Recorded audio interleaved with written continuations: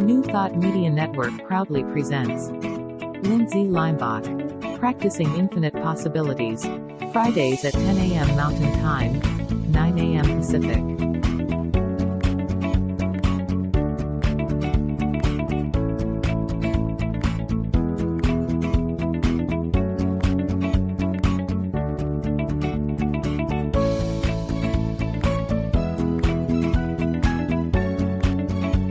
And now, here's Lindsay.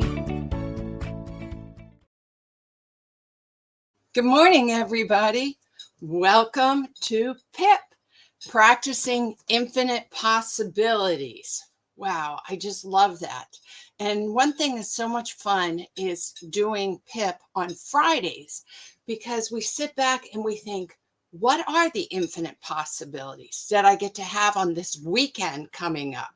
But no matter what, every day is a new day. And so we get to practice. We get to practice creating, designing our present moment, because the power is in the present moment. So thank you for joining. I saw that my dad in Florida. Hi, Dad. Let's see. There's a picture. It's hard to see it. It's a picture of my dad and my mom and my uncle in Southern Maryland. I love these cups I make. See, it says love.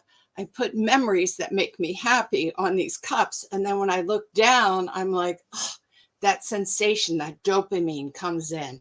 So what do you have in your life that makes you happy?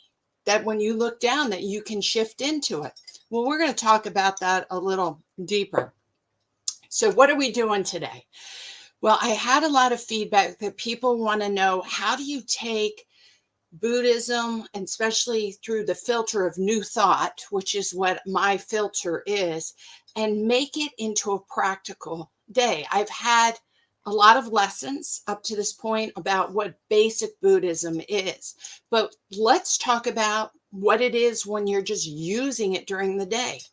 And I thought, how am I going to do that? Well, if anyone has an issue, maybe they could put in the comments, I could bring up and I could talk about that. But I also thought that I would have fun with this. And I have this Living Wisdom from the Dalai Lama. And what it is it is cards that you pick with the Dalai Lama's face on them. And here is his wisdom. And I thought, you know what? We can use some of his wisdom and see how that can cultivate our day into living a more balanced, more centered, more creative, and a day that you want to design in which is producing good karma, positive karma, instead of producing negative or heavy karma or cultivating it. And what is karma? Karma is really cause and effect. If I behave a certain way, then I'm going to have the results of that behavior. So Buddhism is all based on the concept that we have this internal ability to regulate ourselves and cultivate our higher self from the inside out. That's new thought. From the inside out, about what you're thinking, but also what you're feeling. And that when you're mindful, being in the present moment without all the judgments and all the past stories, when you are actually in the present moment and truly engaged in what is happening, this is it. And then taking your skills, you can then decide to change the channel if you don't like the channel that you're creating with your thoughts, your feelings, and your actions. You have that. And when you change it to a positive, then you're actually creating future good karma. And sometimes people say to me, well, Lindsay, I didn't plan to get the phone call of, what it's like, what's going on from my boss or whatever it is. Here, let me say hi. Everyone say hi. Here's Buster. Buster, say hi. He's being shy right now. No, but it is part of your past karma that lives into the present moment. It doesn't mean you're condemned to your past karma. It means that you get to choose how to handle the consequences of yesterday in the present moment of today.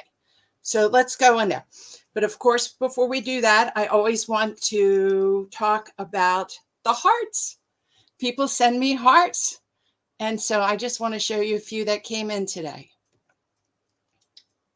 Look at this. Is that a beautiful bowl? Someone found that at a craft store, not a craft store, at a craft fair, and thought of me and purchased it. And I think it was Trudy who sent me that. So I'm going to have a shout out to Trudy.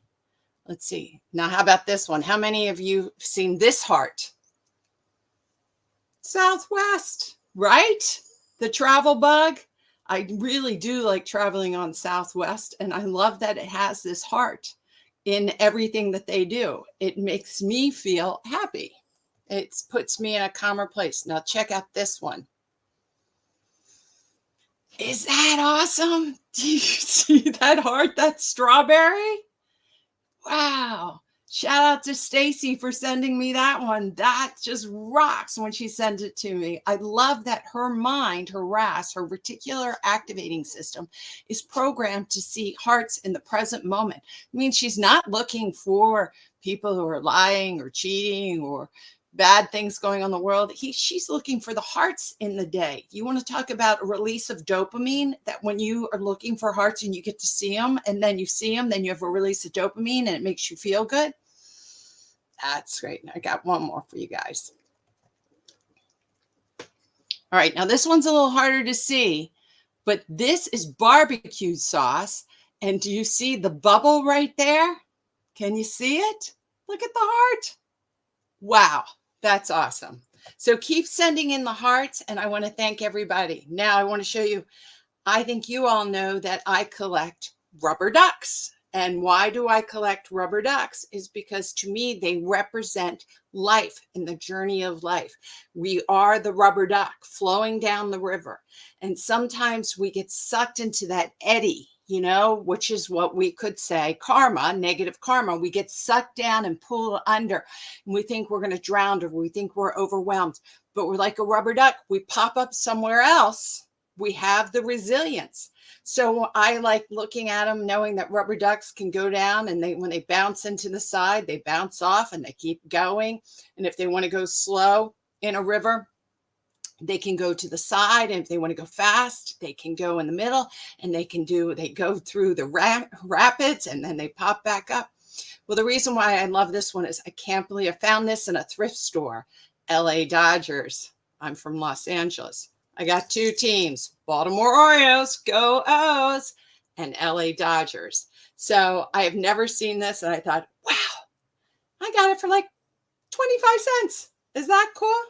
So I have my LA Dodgers, and then I have the one I love London for my son who lives in London. These make me happy. So look for your rubber duck. You don't necessarily have to have a rubber duck in your life, but remember that you are resilient, that you will pop back up. The skill in Buddhism and the skill in most spiritualities, they're not promising you that life is easy. Let's remember, what they're promising you is that if you cultivate your spirituality and that you take full responsibility, that you're aware that life can be hard and how you react to it and how you center yourself, that's what cultivates the ease, the centeredness, the love, the kindness, the ability to not fall into the ignorance of greed, hatred, anger. So here's the Four Noble Truths, just to remember them.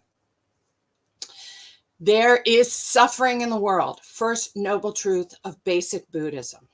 When you come out of the womb, you're like, I did not like that trip coming out. It is cold. Someone's slapping me. I'm wet. Suffering starts. And you don't have to get stuck on the word suffering. You could just say life has pain in it. People die. Our dogs die. You know, people get sick. You have a flat tire. There's pain in life. There is a cause to this pain, to this kind of suffering that we're talking about. And the cause is attachment, desire, wishing that life was different. I wish that I wasn't wet. I wish that I didn't have a flat tire. I wish the economy was different. I wish I invested in Apple. There's all these wishes, or I wish that my brother acted different. I wish my husband responded me different. I wish I slept more. It's this attachment and desire of wanting life to be different than it is. And last week we talked about radical acceptance, and that's the big part. Radical acceptance is understanding that if we can accept the world as it is, it doesn't mean we have to like it, but if we can accept it, we can hold and we can work with it. And so the third noble truth is that there is an end to the suffering. Now, this is really the power one. And I never really got that until later, that the third noble truth is the power one, is because what the Buddha is saying is that there's an end to it. It's in you. It's in you. The third noble truth is saying there is a way, and the way is inside of you. It's inside of you. It's how you're thinking and how you're feeling and how you're behaving and what you're doing in this world. You don't have to go out and spend money to get it. If you're attached to spending money or changing the world around you, then you have attachment, and that causes suffering. But if you can accept the way it is, and then realize if you, with your acceptance inside of you, then you can cultivate positive karma and do something different. And that's the fourth noble truth, the recipe of doing something different. This is huge because Buddhism is empowering. New Thought is empowering. Christ consciousness is inside of you. Buddha nature is inside of you. You are part of the universal energy. You are a spiritual being having a human experience. That is the third noble truth. There is a way when you recognize you're a spiritual being having a human experience. But if you're a human being trying to figure everything out, you get stuck in number two of the four noble truths, wishing everything to be different. Because you don't like it. You don't have enough money. You're not smart enough. You're not pretty enough. That's all the enoughness. I'm not enough of this. I'm not likable enough. I'm not whatever it is. I'm not, That's number two. Number three says, the power's in you. And so number four in the four noble truths is that the Buddha laid out a recipe, a recipe on how to cultivate this inside of you. And so a lot of you all have done the keys to the kingdom. There's wonderful manifestation. They've seen The Secret, all this kind of stuff. Well, the Buddha said, yeah, okay, that's great. He wasn't part of all those, but that concept in all those teachings that we learn in New Thought and in more contemporary writings and ideas is really coming down to the eightfold path, which is the Four Noble Truths. And the Buddha said the recipe is right view. That you have to understand there is suffering and stop being surprised that there's suffering. And stop being surprised that you're attached and that's causing your suffering. Right view, that's the way it is. So now what are you going to do with it? Number three, right? What are you going to do? What is the power within you? See, that's where the contemporaries all come in, writings. They're saying, have the right view. The power is in you. Then right intention. Well, you can take all those manifestation classes and you can go to church or synagogue or to your temple, whenever. And as long as you're in there, you're like, I'm going to do it. It's great. But when you leave, and if you change your intention of coming from the inside out and you start taking out the outside in, then everything starts falling apart. So you have to have the right intention. You do not give for the sake of getting. You give because you can, because you have enough, right intention. There's always enough. So if you want to get, then you give, but you don't do it because you're wanting to get. You do it because you know internally the belief system that there's enough. Then the Buddha said right speech, and that's not just what you say, it's what you think. Foundation, what are you thinking? What is that roommate mind saying to you? What is that little girl, Lindsay, saying from her childhood? What are you manifesting? Then right action. Gosh, how many people do we know, even including ourselves, that we can think and read everything, but we get out of bed and we don't do anything. You've got to do. You action, okay, with right thought and right feeling. Action sends the karma into the future of being positive. So you want to be a lawyer, you got to go to law school. You want to be have a loving partner in your life, then you have to be a loving being. It's your right action. Right livelihood. That means, what are you actually doing to help the world? So he was saying, in the jobs that you do, are you benefiting others in your actions? And especially when it comes to about making money. But when you get older, it's like in volunteering, in the groups that you're in and so forth. Right livelihood. Right effort, you do the best you can do. Where's my, I think I have it buried. Oh, here it is. 4 agreements. 4 agreements mirrors the 4 noble truths. Right effort is do the best you can under the circumstances you have. You have COVID? I'm sorry you have COVID. Then do the best you can to heal. You have a great day and I'm doing PIP, then I do the best I can do on PIP. Whatever's in front of you, just do the best you can. And then right mindfulness, being in the present moment, right? Being in the present moment without judgment. So you can really see, that's the radical acceptance that we're talking about. Radical, accept the way it is so you can work with it. And then the Buddha said, we need to learn to meditate, because meditation, he didn't have all the brain scans of the past, but the meditation cultivates, as we now know, our prefrontal cortex. And it allows us to be able to practice changing the channel. If you don't have the ability to have right concentration, then you live on without impulse control. Who here knows someone who doesn't have impulse control? Their mouth just flows, whatever they're thinking, it runs out, right? Whatever they want to do, they do. And they end up setting up some really negative karma for themselves. And it is very painful. Now, everyone knows somebody that doesn't have impulse control, because the 2-year-old doesn't have impulse control. The prefrontal cortex is developing really, really fast between the ages of about 13 and 28. So that's when you start really learning how to have impulse control and stay back and then be the observer of your thinking. If you don't have impulse control, then you don't become the observer. You don't become to see the thinker seeing the thoughts. And in New Thought Media Network, but in New Thoughts and in Buddhism and what you want to cultivate is the ability to see what you're thinking and not to act on what you're thinking, and then choosing if that's the thought you want to have.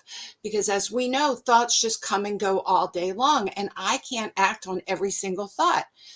If I do, my life is chaotic. And I add chaos and drama to my world. So I allow the thought to come in, and then I can observe my thinking through right concentration, become the observer, and then I have the internal power to make a different choice, in our life. All right, I got lots of comments, so let me see what's going on up here. Oh, Lori's on. Hey, Lori, I'm so glad. And Trudy and Wayne, I love it. And Shay, good morning. Thank you all for being here. I love this. Oh, Trudy said she didn't buy the heart bowl. It was someone else. Oh, well, anyway, Trudy, you've given me so many wonderful hearts. Thank you for allowing someone else to have the credit. Whoever did it, thank you, thank you. Oh, Kevin. Yes. Oh, thank you for checking in. I just love that you guys are all here. Here, let me take down my banner and let's start some fun stuff. Okay, let me get this down. I'm going to sip of my water. All right. So I'll take a breath. Let's go to our cards. Okay. And this time what I'm going to do is I'm going to pick a card and I'm going to read it to you. I don't know. It's going to be this random card. So, and bear with me, because sometimes when I read out loud, I stumble a little bit. That is part of my uniqueness, my dyslexia. I see the words, they get inside. I know what the word is, but by the time it gets to my mouth, it gets scrambled a little, and I've had that my whole life. It is no big deal. But sometimes it means I have to read something twice when I'm reading out loud, especially if I haven't practiced. And once we're doing randomness, that means I haven't practiced. All right, I'll just do card number 1. Here it is. Let's see how this radiates and feels to you. This is a quote from the Dalai Lama. If we really want to be happy, we should understand when we get angry. Excuse me, already skipped a word. Here we go. If we really want to be happy, we should understand that when we get angry, we are creating the cause more of our own suffering. But if we cultivate patience, we are creating the cause for more long-lasting and uninterrupted happiness. That is what we're really striving for. Oh, that's so good. So good. Here, let me put on my glasses. I'm going to read it one more time to you guys. If we really want to be happy, we should understand that when we get angry, we are creating the cause for more of our own suffering. We are creating the cause for more long-lasting. But if we cultivate patience, we are creating the cause for more long-lasting, uninterrupted happiness. This is what we should really strive for. So in other words, when we get angry, we need to accept it. But if we act on our anger, then we're actually saying to the universe, you know what?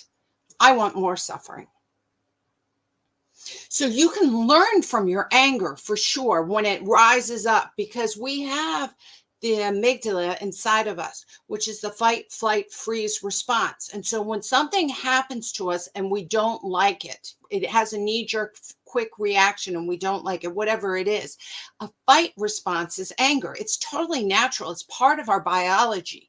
So all of us have experienced anger. And if you haven't, then we need to really talk. You're taking too much Xanax. So the feeling isn't wrong, but we don't want to bring more suffering. So we want to be able to hold our anger. Now, a good example for this one, for me, and I'm going to bring this into my present day, is guess where I'm going tomorrow? Vegas, baby. Yeah. I'm going with my husband and we're going to Vegas. And we've chosen, it's really just a 2-night. We have a doggy sitter to take care of the dogs and just to get away from this area, you know, in our house. And we love it here, but change the scenery. And so we're driving and it's 5 hours and it's a long drive, but we're okay with that because the whole reason to go on the vacation is to be together. So we'll be together in the car for 5 hours. However, I don't have control how other people drive.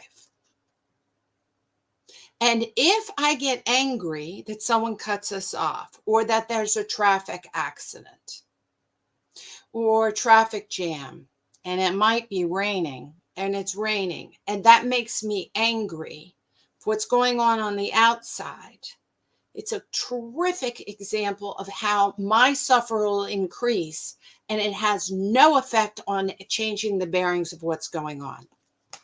None. So someone cuts me off, they don't know who I am. And my reaction to them, anger, will bring anger energy into this car that I'm going to be in the car for 5 hours on a vacation trip. So if they cut me off, you can have a knee-jerk reaction like, wow, that wasn't very kind. But I practice when I get cut off, I think, oh, may they please, I send loving energy. May they please make better choices so they can stay safe. Because I am not going to let their actions or the environment or the traffic jam change my energy. It serves no good. I want to have a state of happiness. So driving in your car is a great example of where you can learn to cultivate this sacred pause, this, we're going to call it patience. We're going to call it the spiritual patience, where you can catch yourself in that mindset where you start judging or blaming or going down the rabbit hole of no one's any good, the kids are wild these days, cars like that have bad people in them, all that judgment. You get to really practice patience on yourself and cultivate a happier way to turn the channel. Driving is one of the best temples to actually practice your spirituality. That was a good one. Wasn't that a good one? Okay. Someone put in your comments a number, and I'll count that number and pull that card. But until then, I am going to pull, I don't know what this one is. I want to show you. This is a sand mandala. You see it? You can look it up. Do it on Google. What they do is they take days and days and they, with colored sand, the Tibetan monks make this beautiful sand mandala. And then when it's all done, they sweep it away. They sweep it away. I mean, hours and hours and hours of work. And it's really to cultivate the concept of everything is impermanent. So, okay, so this card, it says wisdom on the top. So here's another quote from the Dalai Lama. The very fact that something comes into being makes it possible and indeed necessary for the thing to cease. Its origination is the primary condition for its cessation. So when we understand the impermanence of all things, we understand that they are going through the process of cessation in each moment. And you think, what in the world does that mean? But I'm going to explain this to you because this is huge. He's saying that as soon as something is starting to be created, it's also starting to be destroyed. What? Think about it. As soon as something is being created, a flower is being created, then the mechanism of it being created means that it's also going to die. Everything is impermanent. Everything is in the flux of changing and ultimately disappearing, including our earth, including ourselves, including our dogs and our children and our car and our food and the tree outside. Everything that is born will then ultimately go away, will die, will go into nothingness. And the Buddha said we need to really hold on to that. And that's very true even our day. As soon as our day is born, it's already starting to end. And you can say, well, that's really pessimistic. I can't believe we're talking that. I got to get Buddha up here. Buddha. I just called Baba Buddha. There he is. He's my Buddha. It's really quite wonderful and liberating because we get so much. Remember, the second noble truth is that attachment. We don't want things to change. And he's saying everything is always changing. So don't be surprised that it's changing. And everything will go away. And so don't be surprised by that. Accept it. Have that radical acceptance of that truth. And when you do that, then you are able to kind of flow. Let me get down the journey of life, right? With my rubber duck, you're celebrating the journey because the destination, the end is always death. So it's not like I'm trying to run to death. I'm really enjoying the journey. So think about it. Where is your very first car? Do you remember your very first car? What did it look like? I mean, this really wasn't my first, it was not my first car that I bought, but my parents had this big station wagon and all my friends would pile in. And we even drove down to Fort Lauderdale, my sorority sisters. And we had so much fun in the car and it took us to so many wonderful places. And yeah, where's that car now? It might be a box this big somewhere. It's a junk pile. Do you know?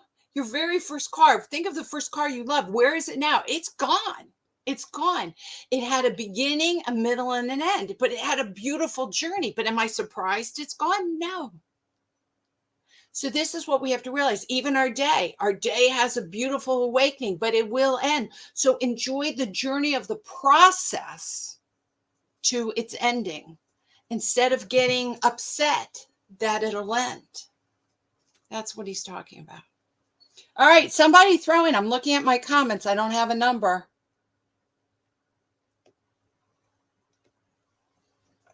All right. Any number, not too high. Like, all right, I'm going to pick another one. Oh, gosh, I can't believe it's already, I'm having so much fun doing this. Okay, maybe I won't pick another one. I didn't realize that it was already time. Well, this was really fun. Next week, I really want to do this. And if you guys want to text me some kind of issue that you might be having that I could share, I won't say your name, and I could break it down into the philosophy of Buddhism and the Four Noble Truths and the Eightfold Path, and I could give a real life example. But you can see it in what I was just saying, in the days start in the end. Even looking at your children, the impermanence of your children. God, was my son Nelson at 2 and my other son, you know, when he was like 4, so cute. Oh my God, they were so cute. They're not cute anymore. Okay, they're handsome, but that ended. That's the impermanence. And I can be happy that I had the experience, but I should not mourn the loss of my children because they grew into men, and I celebrate the journey. That's what we're talking about in real life. So may you all have a wonderful day. This went so fast for me. I hope that it was helpful. Oh, Trudy wrote 8. All right, I'm going to stay on a little later and let me just do it. I'm going to do it real quick. 1, 2, 3, 4, 5, 6, 7, 8. Oh, good, Trudy. We got a nice one. Patience. This is for you, but it's for everyone. To take upon the suffering of others, that is the patience of, the practice of compassion. To give others your own joy and happiness, that is the practice of love. Let me say it one more time. This is a good one to end on. To take upon the suffering of others, that is the practice of compassion. So he's saying, make sure in practicing compassion that you're open and willing to listen and to help others, right? We're here, we're spiritual beings having a human experience, so we can actually be the light and help others. To give others your own joy and happiness, that's the practice of love. And I want you to know what's so important about that giving is that you have to realize that you have endless joy and endless happiness. You are enough. If you go into the giving from the spiritual being, there's no ending. We have that internal, beautiful power. So let's all have compassion for those who need it. And there's many people all over the world that need it. And I want to say animals and plants and Mother Earth, compassion for ourselves. Give plenty of love and joy out. And when you give it from your heart, from a spiritual being, what do you receive? Love and joy. So may you all have wonderful love and joy. Thank you so much. Let's see, I'm going to come down to here. I want to thank New Thought Media Network for being so wonderful and having this forum for all of us. Remember, it's a nonprofit organization that gives out donations. Send your hearts and any comments. Either you can message me on Facebook at centeredmoment@gmail.com. You can email me, and there's my website. If you need coaching or want to have a further talk, reach out with me. And please like and share these videos. I really do appreciate it. Have a terrific week, everybody. It was really fun and just relaxing, to be honest, today, being here with you.